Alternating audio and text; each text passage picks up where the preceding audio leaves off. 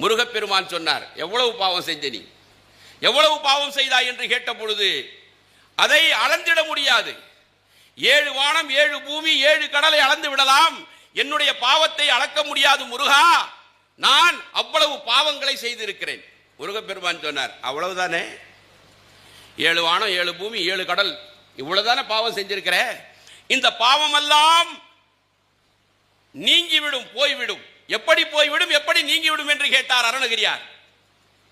முருகப்பெருமான் சொன்னார், திருவண்ணாமலையிலே இன்று நாம் செல்லுகிறோமே, சடைமுடி கங்கை தரித்தாய் போற்றி, ஆரூர் அமர்ந்த அரசே போற்றி, சீரார் திருவையாரா போற்றி, அண்ணாமலையம் அண்ணா போற்றி, கண்ணாரமுத கடலே போற்றி என்று நாம் போற்றி கொண்டிருக்கிறோமே, அந்த திருவண்ணாமலையிலே பக்கத்திலே இருக்கக்கூடிய ஒரு வேப்ப மரத்திலே அது மாலை நேரமாக இருந்தது, காக்கைகள் எல்லாம் வந்து உட்கார்ந்து கொண்டிருந்தது. முருகப்பெருமான் அருணகிரியாருடைய கையிலே ஒரு கல்லை எடுத்து கொடுத்தார்.